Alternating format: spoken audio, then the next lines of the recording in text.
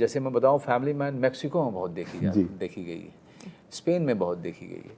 तो वो डेटा आता रहता है कि कहाँ पे कितने लोगों ने देखा। तो आपको हर तरीके के दर्शक आपके काम को मिलते रहते हैं। जो एक एक्टर और डायरेक्टर को क्या चाहिए कि उसका काम जितने ज़्यादा से ज़्यादा लोगों तक पहुँचे, वो उतना ही जो है उसके लिए अच्छा है। अभी भगवान की दया से काम मिल रहा है, बहुत अच्छे काम मिल रहे हैं। तो ये छोड़ के मैं कहीं और नहीं जाना चाहता हूँ, मैं बस यही करना चाहता हूँ और इसी में मुझे बहुत मज़ा आता है। 400 करोड़ कमाती हैं, आप उनकी लागत भी सोचिए कि कितनी लग चुकी है। और जब 12th फिल्म की तरीके की कोई फिल्म आती है तो उसमें लागत बहुत कम होती है। तो रेशियो अगर आप देखें तो दोनों का बराबर ही है, दोनों का बराबर है। भले ही 12th फिल्म ने जो है उतना नहीं कमा, 400 करोड़ नहीं कमा, लेकिन सफल फिल्म है, अपने बजट के हिसाब से भी बहुत सफल फिल्म। भैया जी, एक अच्छी स्क्रिप्ट लगी, मुझे लगा कि ये थिएटर में रिलीज़ होनी चाहिए। वैसे मैं कहूँ तो सिर्फ एक बंदा काफ़ी है जो है, हमने बहुत कोशिश की थी कि वो थिएटर में ही आए, लेकिन वो फिल्म ZEE5 के पास थी।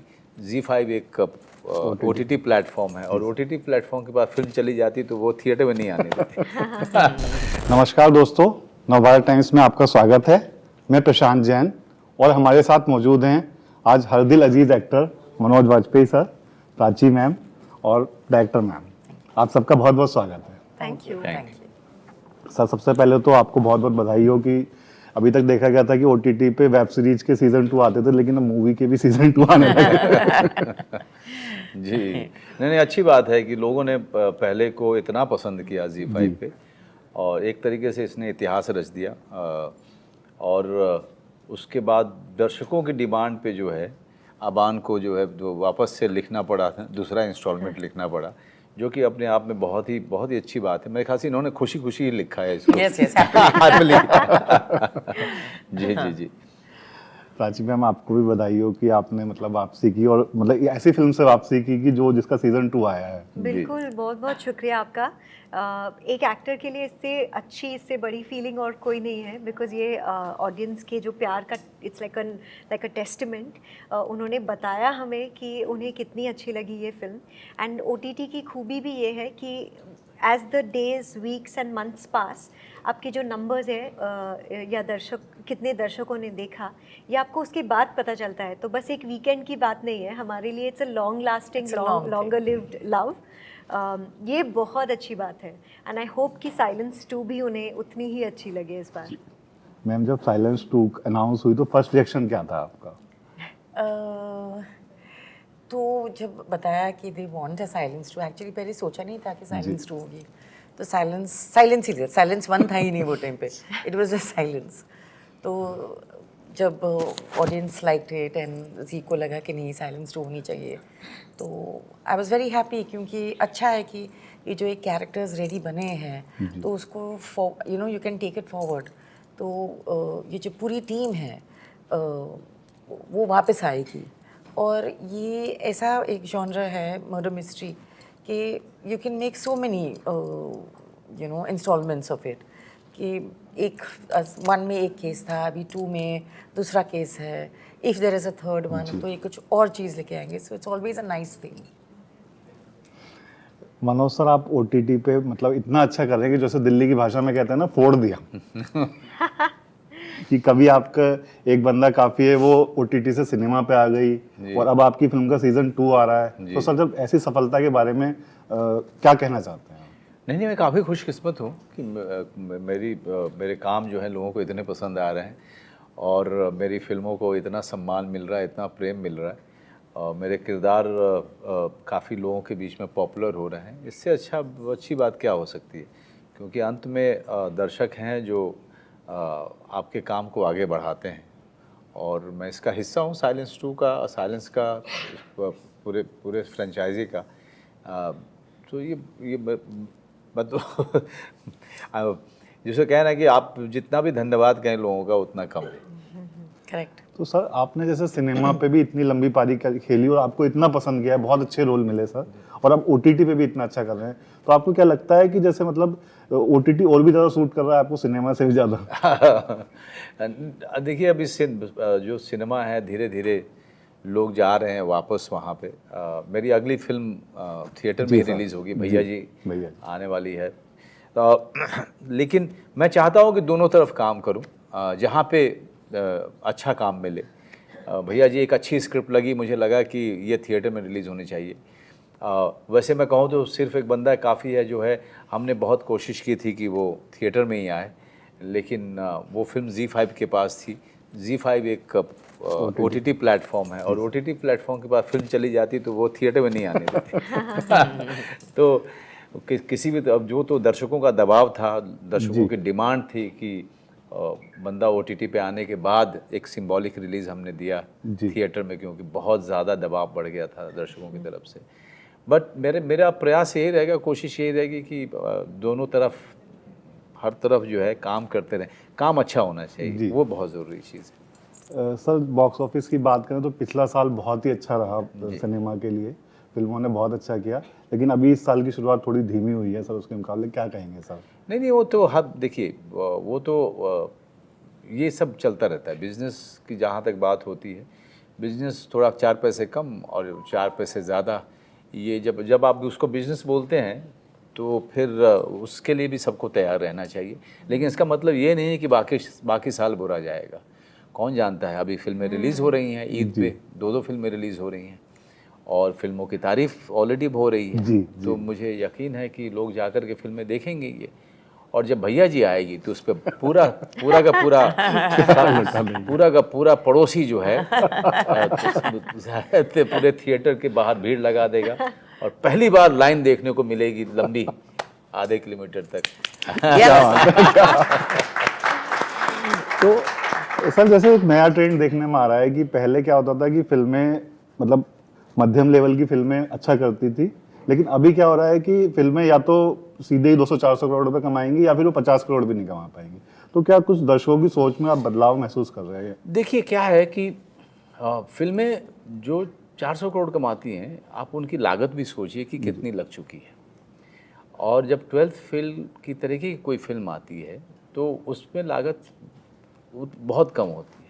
तो रेशियो अगर आप देखें तो दोनों का बराबर ही है, दोनों का बराबर। भले ही 12th फिल्म ने जो है उतना नहीं कमाया, 400 करोड़ नहीं कमाया, लेकिन सफल फिल्म है, अपने बजट के हिसाब से भी बहुत सफल फिल्म है। तो हमेशा ये देखना चाहिए कि कौन सी फिल्म ने कितना कमाया, उसके हिसाब से आप कमाई को देख सकते हैं या आंक सकते हैं। लेकिन मेरा दूसरा मानना है जी, जब तक दर्शक जाके थिएटर में देखेगा नहीं, तब तक आपको पता कैसे चलेगा कि लोगों को पसंद आएगी कि नहीं आएगी। तो ज़रूरी है कि दर्शक जाके देखें, दर्शक OTT पे देखें, क्योंकि वो तो देख ही रहे हैं, और हमेशा देखनी चाहिए, क्योंकि OTT से ज़्यादा अच्छा कंटेंट कहीं पे नहीं है। और नए नए जितने भी अलग अलग तरीके के कहानियाँ, डायरेक्टर्स, एक्टर्स OTT पे आ रहे हैं, इतने पहले कभी नहीं आए, बिल्कुल कभी हमारे सिनेमा में। थिएटर में जब अच्छी फिल्में आती हैं, चाहे छोटी हों चाहे बड़ी हों, दर्शकों का ये दर्शकों के ऊपर है कि वो जा कर के देखें और उनका उत्साह बढ़ाएं। क्योंकि फिल्मों की एक बड़ी अजीब बीमारी हो चुकी है कि फिल्म अगर 200 करोड़ कमाती है तो अच्छी फिल्म, जो कि मुझे बात समझ नहीं आती। जो फिल्म 5-7 करोड़ कमाती है वो मैंने देखी हुई है, ज़्यादातर फिल्में वो बड़ी अच्छी होती हैं, बहुत अच्छी होती हैं, बहुत अच्छी होती हैं। लेकिन दर्शक अगर जा कर के देखें और उन फिल्मों का उत्साह बढ़ाएं और ज़्यादा से ज़्यादा उनको संख्या में जाएंगे, तो लोग उन फिल्मों को जब पैसे मिलेंगे तो जो ट्रेड है, जो ट्रेड जर्नलिस्ट हैं या ट्रेड मैगजीन्स हैं, जब उनके बारे में लिखेंगे तो वो वैसी फिल्में ज़्यादा बनेंगी। जी, तो बड़ी फिल्म देखने से ज़्यादा सही है, ज़्यादा ज़रूरी होगा कि लोग अच्छी फिल्म देखने जाएं। जी, ये बहुत ज़रूरी है। मैं सर ऐसी ही फिल्म की बात कर रहा था सर, जैसे कि बल्कि कहा जा रहा है कि इस तरह की फिल्में बनाना आजकल काफ़ी मुश्किल हो गई है। सर आपकी पिछली सिनेमा रिलीज जोरम की अगर बात करें, फिल्म को मैंने देखा, बहुत अच्छी, बहुत खूबसूरत सा पिक्चर थी, लेकिन सर दर्शक उतने नहीं पहुंचे। लेकिन पता है आपको, दर्शकों का जाना ये जिम्मेदारी उनकी है या उनके ऊपर। लेकिन 250 स्क्रीन में ही हमने रिलीज़ किया था, वो एक सिंबॉलिक रिलीज़ था। और हम, क्योंकि वो फिल्म ऑलरेडी हम सोच चुके थे कि हम OTT पे डालेंगे, लेकिन चूंकि हम सब चाहते थे कि एक थिएटर का एक्सपीरियंस लिया जाए, तो हम सब जो है बहुत ही कम सिनेमा हॉल में गए हम लोग। बाकी आज वो फिल्म जो है एप्पल टीवी पे चल रही है, अमेज़ॉन पे चल रही है, यूट्यूब पे चल रही है, तीनों जगह पे अपना मोनेटाइजेशन है, अपने हिसाब से उसने बहुत बढ़िया पैसा कमाया। तो ये अगर आप पैसे की बात करें सिर्फ और तो अच्छा पैसा कमा रही है फिल्म, और आप बात करें कि कितने लोग देख रहे हैं तो आप जाके देख लीजिए, सिर्फ यूट्यूब पे जाके देख लीजिए कि कितने लोगों ने देख लिया है अब तक। तो इसी बात से संकेत मिल जाता है कि फिल्म ने अच्छी कमाई की और काफ़ी संख्या में दर्शकों को अपनी तरफ खींच रही है। सर सिनेमा ने आपको बहुत बड़ी पहचान दी, लेकिन मुझे लगता है कि ओटीटी के बाद आपको लगता हो कि आप घर घर में पहुंच गए हैं। जी, मैं सिर्फ घर घर में नहीं पहुंचा, मैं नॉर्थ से लेके साउथ तक और ईस्ट से लेके वेस्ट तक। आप ओटीटी पे जब जाते हैं तो आप पैन इंडिया जाते हैं, और फिर विदेश में भी आप घर घर में पहुंचते हैं। बहुत सारे वो लोग देखते हैं जो इंडियन भी नहीं हैं। आप बहुत सारे जैसे मैं बताऊं, फैमिली मैन मेक्सिको में बहुत देखी गई है, स्पेन में बहुत देखी गई है। तो वो डेटा आता रहता है कि कहाँ पे कितने लोगों ने देखा। तो आपको हर तरीके के दर्शक आपके काम को मिलते रहते हैं। जो एक एक्टर और डायरेक्टर को क्या चाहिए कि उसका काम जितने ज़्यादा से ज़्यादा लोगों तक पहुँचे, वो उतना ही जो है उसके लिए अच्छा है। तो जैसे ही लोग फैमिली मैन कहीं देखते हैं लिखा हुआ तो एकदम आपका चेहरा उनके जहन में आता अब है। मैं ही था तो मेरा ही चेहरा है। फैमिली मैन इज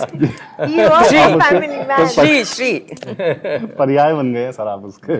तो सर असल जिंदगी में फैमिली को कितना समय दे पाता है फैमिली मैन? देखिए, आजकल थोड़ा समय मुश्किल होता है, लेकिन अब बच्ची बड़ी हो गई है तो जाहिर सी बात है कि अब वो उतना मिस नहीं करती, क्योंकि जब बच्चे बड़े हो जाते हैं 13-14 के हो जाते हैं, फिर आप उतना ज़्यादा मिस नहीं करते हैं। बस उनको अपनी माँ चाहिए। जब वो हॉस्टल से आती है तो उसको अपनी माँ चाहिए। बाकी मैं उसको फ़ोन करता रहता हूँ, तुमने फ़ोन क्यों नहीं किया? तो कहती है मैं टाइम नहीं था मेरे पास में। तो यू गो थ्रू दैट। सारे माँ बाप इस फेज से गुजरते हैं। हाँ। सर अभी पीछे खबर आई थी कि आप अपनी वाइफ के साथ भी स्क्रीन शेयर करना चाहते हैं। जी। तो सर कुछ ऐसा? जी, हम कुछ प्लान में हैं, काफ़ी कुछ प्लान में। ओके जी, अगर उनको अच्छी लगेगी तो ज़रूर पार्ट होंगी उसकी। जी जी जी। प्राची मैम, जब आप सर के साथ सेट पे इतना समय बिताते हैं, मतलब मैं तो कहूँगा कि एक एक्टिंग की पाठशाला ही या मास्टर क्लास चल रही होती होगी, तो कैसा एहसास होता है? मैं क्या बताऊं। मैं जब मेरे सीन सर के साथ नहीं भी होते थे, मैं जाकर मॉनिटर के सामने बैठ जाती थी, क्योंकि मुझे बस सर को परफॉर्म करते हुए देखना था। And her bar her take में मेरी आंखें ना खुली की खुली रह जाती थी, because he is a dream to watch. Seriously, अगर हमें सर जो है वो स्क्रीन पर, हमें पता है कि हमें उनके जो कैरेक्टर्स हैं हमारे जहन में किस तरह से वो बैठ गए हैं, बस चुके हैं। हम उन्हें उन कैरेक्टर्स से, हर एक कैरेक्टर की वजह से याद रखते हैं। मेरे लिए श्रीकांत का चेहरा उतना ही प्रोमिनेंट है मेरे दिमाग में जितना कि ACP अविनाश का।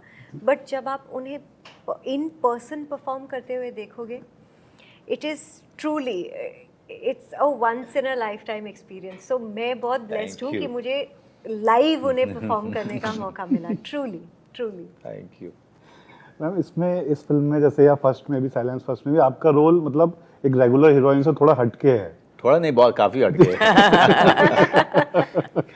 तो कैसा लगता है कि मतलब एक जो पर्दे की हीरोइन होती थी बिल्कुल टिपिकल, उससे जब आप एक अलग परफॉर्म करते हैं? बहुत अच्छा लगता है। ऑफ कोर्स आपको मेहनत हर एक में उतनी ही करनी है, but it's very refreshing and very nice, because इसमें आप थोड़ा सा ज़्यादा क्लोजर टू रियलिटी फील करते हो। आपके पास वो लिबर्टी है कि यस, इन रियल लाइफ इस सिचुएशन में क्या रिस्पॉन्स हो सकता है आपका, या इसमें ऑफ कोर्स बिकॉज फिल्म का नेचर ऐसा है, कई बार हम एज कॉप्स हम जाकर विक्टिम की फैमिली से मिलते हैं, तो आपको सोचने का ये मौका मिलता है कि रियल लाइफ में अगर हमें इस तरह का अप्रोच लेना है तो what that would be like, because आपको एज अ कॉप भी सोचना है, एज अ ह्यूमन बीइंग भी सोचना है। ऑन द अदर हैंड जो फिक्शनल कैरेक्टर्स जो बाकी के होते हैं, I think over there it's you are not that close to reality, so उसमें फीलिंग बहुत ही अलग होती है। Well, on other than that yes, मेहनत तो दोनों में है। मैम आपने प्राची मैम को इस तरीके का रोल दिया, तो क्या मतलब आप क्या मानते हैं कि पर्दे की हीरोइन अब बदल रही है? हाँ डेफिनेटली, बिकॉज आई फील कि ज़रूरी नहीं कि heroine only has to do song and dance या एक्टर्स के साथ वो सिर्फ उसको सपोर्ट करे.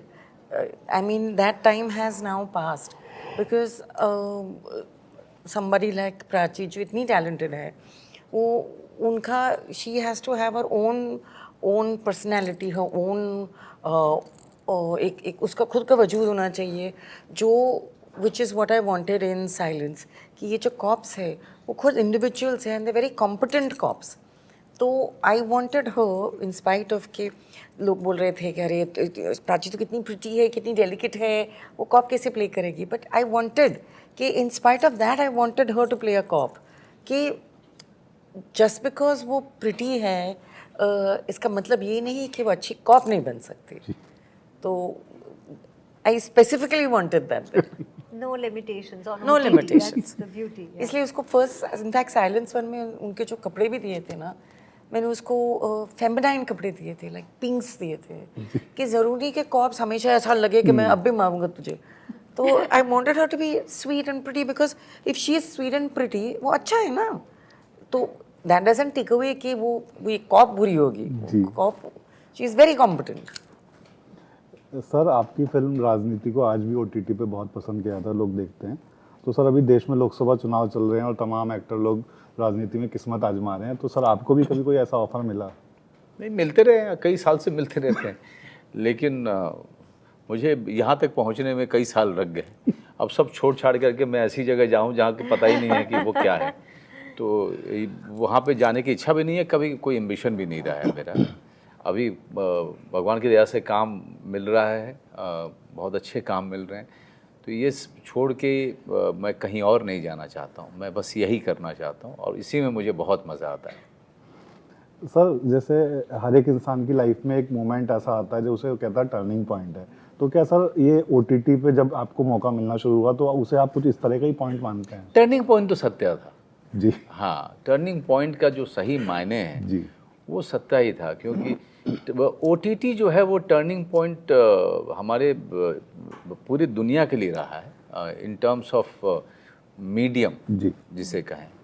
और सिर्फ मेरे लिए नहीं रहा, सारे एक्टर्स के लिए रहा, सारे डायरेक्टर्स के लिए रहा, बाकी सारे डिपार्टमेंट के लिए रहा.